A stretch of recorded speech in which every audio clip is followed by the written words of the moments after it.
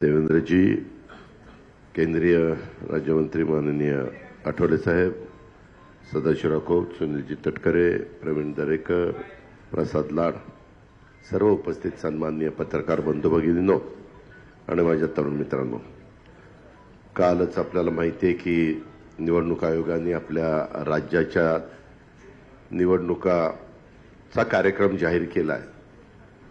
तुम्ही एक पहा की साधारण आमच्या समोरची लोक सातत्याने काही ना काही फेक नॅरेटिव्ह सेट करण्याचा प्रयत्न करतात। हे आधीच ओरडत होते की निवडणुका 2-3 टप्प्यामध्ये घेतील, असं करतील, एक दिवसात घेणारच नाही किंवा हे अमुकच करतील। हे सगळं निवडणूक आयोगाच्या हातात असतं। आम्ही पहिल्यापासून सांगत असतो किंवा हा अधिकार कुणाचाच नाही, हा त्यांचा आहे, त्यांना स्वायत्तता दिलेली आहे आणि त्यांनी एकाच तारखेला निवडणुका जाहीर केलेल्या आहेत आणि मतदान पण 3 दिवसांनी मतमोजणी त्यांनी ठेवलेली आहे।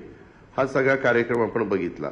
आता हे झाल्यानंतर पाठीमागे काय बोलत होते ते सगळं विसरून गेले आणि पुढच्या गोष्टी त्यांनी सुरू केल्या।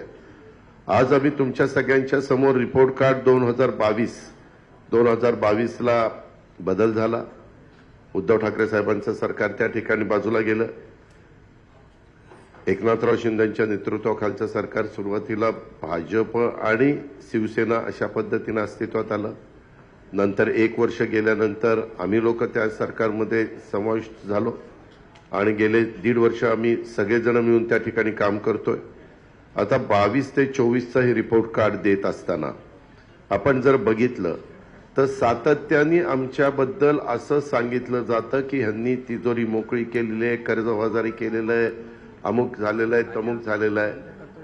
पत्रकार मित्रांनो, आपल्यामार्फत महाराष्ट्रातल्या माझ्या जनतेला मला सांगायचंय की मी अतिशय जबाबदारीने सांगतो, ह्या योजना देत असताना नेहमीच निवडणुका जवळ आल्यानंतर शेवटच्या 2, 3, 4 कॅबिनेट होतात। त्या कॅबिनेटमध्ये बरेच काही निर्णय हे घेतले जातात। मग पहिले का घेतले जात नाही त्याला काही असं वेगळं काही कारण नाही, पण शेवटी काही बाबा हा आपल्याकडनं राहून गेला विषय आणि त्या पद्धतीने विषय येतात आणि त्याच्यातनं ते विषय आम्ही मंजूर करतो।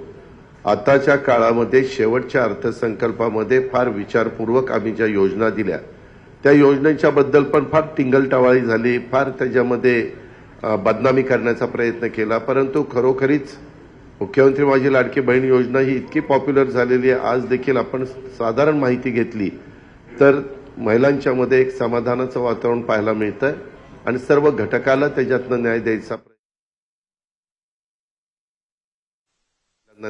प्रयत्न त्या बाबतीमध्ये त्या ठिकाणी केलेला। नंतर म्हणले पैसेच येणार नाही, पैसेही आले। नंतर म्हणले पैसे आलेत का खात्यात घ्या लवकर काढून, नाही तर परत जमा करतील। साधारण माहिती घेतली तर महिलांच्या मध्ये एक समाधानाचं वातावरण पाहायला मिळतंय आणि सर्व घटकाला त्याच्यातनं न्याय द्यायचा प्रयत्न आम्ही सगळ्या समाजातल्या महिलांना, गरीब महिलांना न्याय द्यायचा प्रयत्न त्या बाबतीमध्ये त्या ठिकाणी केलेला।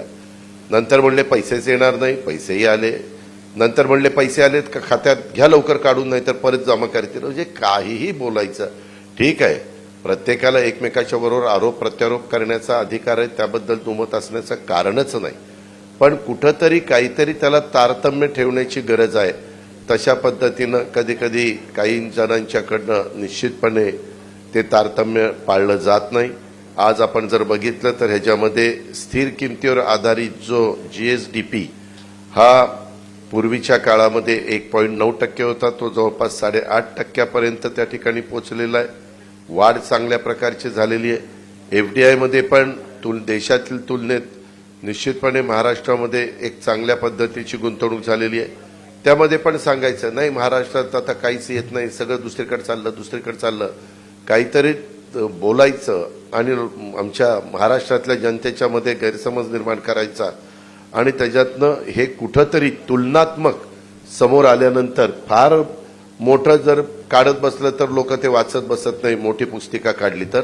म्हणून हे रिपोर्ट कार्ड अतिशय सुटसुटीत अवघं 2 पानांचं काढण्याचा प्रयत्न हा महायुतीने त्या बाबतीमध्ये केलेला आहे आणि त्याच्यातनं मेजर ज्या गोष्टी आहेत त्या ठिकाणी सांगितलेल्या आहेत। आणि महायुतीनं आम्ही काम करत असताना सर्व घटकाला, मग त्याच्यामध्ये कष्टकरी असतील, त्याच्यामध्ये शेतकरी असतील, त्याच्यामध्ये युवा युवती असतील, त्याच्यामध्ये असा कुठलाही घटक त्याच्यापासून बाजूला आम्ही ठेवून दिलेला नाहीये। त्याच्यामध्ये महिला असतील, शेतकरी, युवा, शासकीय कर्मचारी, ज्येष्ठ नागरिक, रोजगाराच्या बद्दलचे घेतलेले निर्णय, आरोग्याच्या बद्दल घेतलेले निर्णय, उद्योगधंदे, शहरी पायाभूत सुविधा, ग्रामीण विकास, सांस्कृतिक वारसा, क्रीडा अशा सगळ्या क्षेत्राला आम्ही त्याच्यामध्ये सामावून घेण्याचा प्रयत्न त्या ठिकाणी केलेला आहे. त्याला आमच्या परीनं जे काही मदत करता येईल, न्याय देता येईल, तो महायुतीच्या सरकारच्या माध्यमातून निश्चितपणे झालेला आहे. ही पण बाब आपण सगळ्यांनी या निमित्तानं ध्यानामध्ये घ्यावी. आज ह्या 2-2.5 वर्षाचा कामगिरीचा अहवाल आपल्या पुढे सादर करण्यात आपण सगळेजण खरं तर जमलोय आणि महाराष्ट्राच्या जनतेच्या आयुष्यात आम्ही आणलेल्या ह्या बदलाचा हा अहवाल आहे. गेल्या 2 वर्षात महिलांच्या पासून पार शेतकऱ्यांच्यापर्यंत आणि युवकांच्या पासून उद्योगांच्यापर्यंत प्रत्येक वर्गाच्या उन्नतीसाठी आम्ही अविरत अशा प्रकारची मेहनत घेतलेली आहे. आज आम्ही आपल्यासमोर या मेहनतीचा हा लेखाजोखा मांडतोय आणि त्याच्यातून हे सगळं आपल्या पुढे ठेवण्याचा आमचा प्रयत्न आहे. आपल्यामार्फत राज्याच्या कानाकोपऱ्यात चांद्यापासून बांद्यापर्यंत तो पोहोचवण्याचा आमचा सगळ्यांचा प्रयत्न आहे. तुम्ही पाहिलंय एकंदरीतच जनतेचं जीवन बदलणाऱ्या योजना ह्या खऱ्या अर्थाने आम्ही देण्याचा प्रयत्न त्या ठिकाणी केलेला आहे. आमच्या योजनांचा मिळणारा खरं तर इतका अभूतपूर्व अशा प्रकारचा प्रतिसाद बघून आमचे विरोधक थोडेसे गडबडलेले आहेत. काही जण म्हणतात घाबरलेले आहेत, पण मी घाबरलेले नाही म्हणणार, गडबडलेले आहेत. माझी लाडकी बहीण, मुख्यमंत्री माझी लाडकी बहीण योजनेच्या यशामुळं ते त्या ठिकाणी गडबडून गेलेत. आम्ही जेव्हा ही योजना जाहीर केली तेव्हा या योजनेची अंमलबजावणी कधी होणारच नाही असं ते म्हणायचे. त्यानंतर आमच्यावर टीका केली की फॉर्म भरले जातील पण पैसेच देणार नाही. त्याच्यानंतर आज आता 2.5 कोटी मायमाऊलींच्या खात्यामध्ये पैसे 5 महिन्याचे मिळून प्रत्येकी 7,500 साधारण त्यांचे फॉर्म कधी आले त्या पद्धतीने जमा झाले. विरोधकांना आमच्या बहिणींच्या आयुष्यात होत असलेला सकारात्मक बदल हा पचनी पडत नसल्यामुळे आता ते सांगत आहेत की हे पैसे फक्त निवडणूक होईपर्यंत मिळतील. मी आपल्याला अतिशय जबाबदारीनं सीएमडीसीएमच्या साक्षीनं सांगतो की ह्यामध्ये तरतूद पहिल्यांदा केलेली होती 10,000 कोटीची, नंतर केली 35,000 कोटीची. अशा पद्धतीने टोटल 45,000 कोटीची वर्षभराची तरतूद त्यामध्ये त्या ठिकाणी केलेली आहे. आणि महाराष्ट्रातील माझ्या सर्व मायमाऊली बहिणींना मला खात्री द्यायची या निमित्तानं की योजना तात्पुरती नाही. निवडणुका येतील, निवडणुका जातील, हे तर 5 वर्षांनी ठरलेलंच आहे.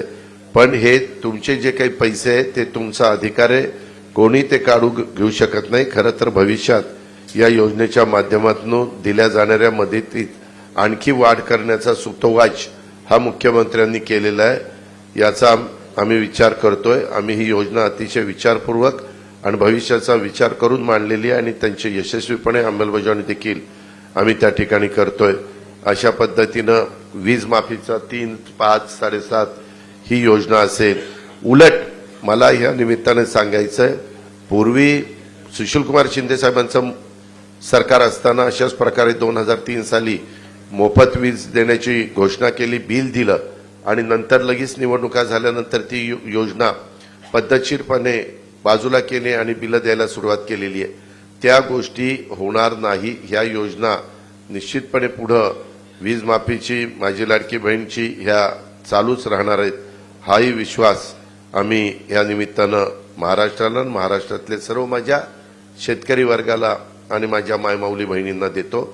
तसंच युवा युवतींचा तो जो कार्यक्रम आहे तो देखील, अशा बऱ्याचशा आमच्या योजना आहेत. परंतु बाकीचे पण मान्यवर बोलणार आहेत. माझ्या सगळ्या सहकारी मित्रांना एवढंच सांगायचंय, तुम्हाला सांगायचंय की महायुती सरकार हे काम करणारं सरकार आहे. येत्या काळात आम्ही मागच्या 2-2.5 वर्षात केलेल्या कामाच्या जोरावर आमच्या कामांचं काम रिपोर्ट कार्ड जनतेसमोर देऊन त्यांची मतं आणि महाराष्ट्राचं उज्ज्वल भविष्य घडवण्यासाठी आशीर्वाद मागणार आहोत. याकरता ही आजची पत्रकार परिषद बोलवण्यात. धन्यवाद दादा.